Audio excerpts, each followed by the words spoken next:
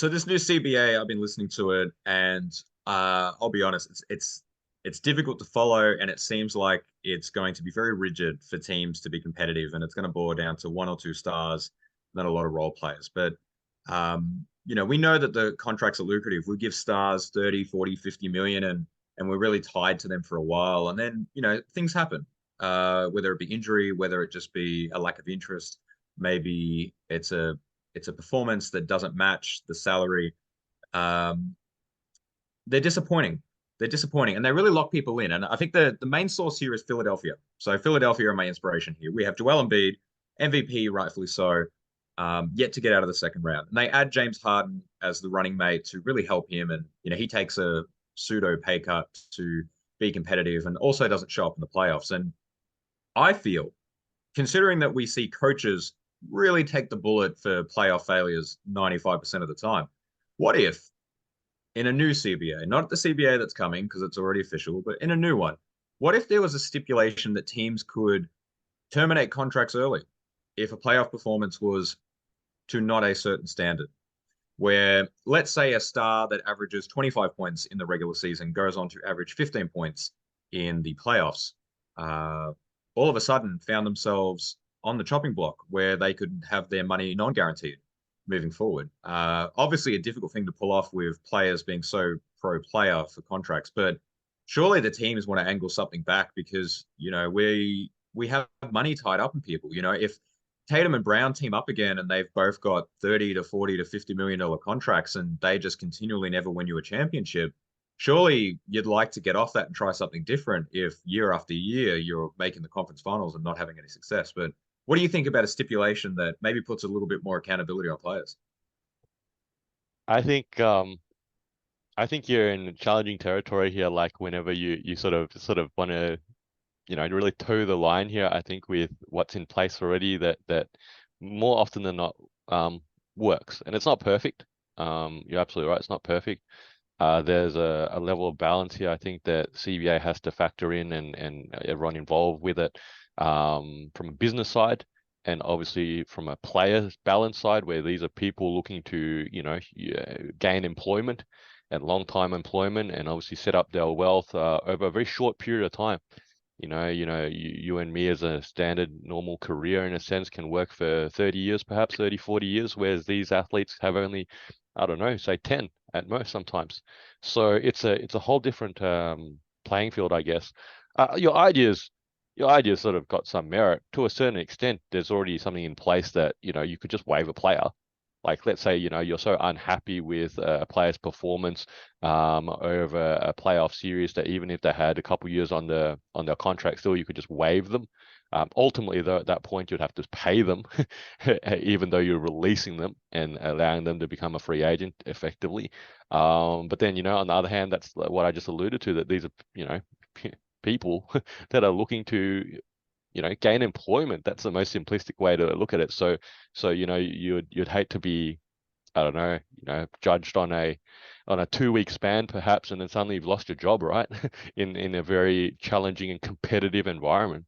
I don't know, like there's probably a little bit more balance to it, that how, I don't know, like, I think the amnesty clause that came in with the CBA prior or whenever that was that came in sort of allowed that team that at least that one card to go, hey, let's let go of one player here, but they still had to pay them, obviously. I think they still had to stretch the payments out over, I don't know, 5 or 7 years or something like that.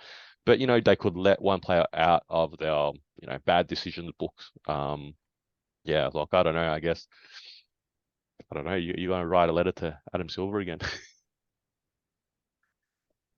Uh, I'll try to find some spare time in addition to this spare time to do that. But yeah, like I just think it's interesting. We talk so often about players being disappointing in the playoffs. We kind of know this, and yet teams still offer them money. And where is the value? Where is what are we trying to achieve? Surely we're all trying to achieve a championship, and we give these guys 50 million to not lead us there, and not in the sense that 29 teams have to lose. We understand this, but not lead us there in such an uncommon fashion based off what they got their money for and what they had really earned their money for a good portion of time. And if you get, like, let's say for example James Harden, okay, contract terminated, you missed out, you did not live up to the expectations, and we really don't want to take this gamble again. we kind of know, especially with the Kyrie example, another team will totally just take the chance again. You know what I mean? But it prevents them from being tied to someone for 5 years because I think it's those contracts like Klay Thompson right now, no disrespect, but that contract was a loyalty contract. And with this new CBA that's coming in, they have to make some decisions based off that contract, irrelevant if it's him that has to pay that price or someone else. But I'm sure they would love to take that back, where it's like, okay, he's actually not like we paid him based off past performance or even regular season performance, but in the playoffs to go 3 consecutive games against the Lakers where he is just a non-factor on shooting when his entire role is now basically shooting. Maybe a gross overreaction to just 3 games, but I feel like you want to have something up your sleeve. And with players that are repeat offenders or players that create these dynamics that never play out in the playoffs, surely you want something to hold them accountable. I think you use the phrase, you'd like to take that back, and I don't know, we could go on a whole nother tangent here on things you'd like to take back, yeah. Especially the way you're sort of spending your money and it sort of isn't getting you what you thought you'd get, yeah. So I guess you touched upon the length of player contracts, and one thing that crossed my mind when you're sort of putting this on the table now that what a league it would be. Let's say like every player could only be locked up to like say a 1 year contract. And I feel like that would be like a real a lot of off-season drama.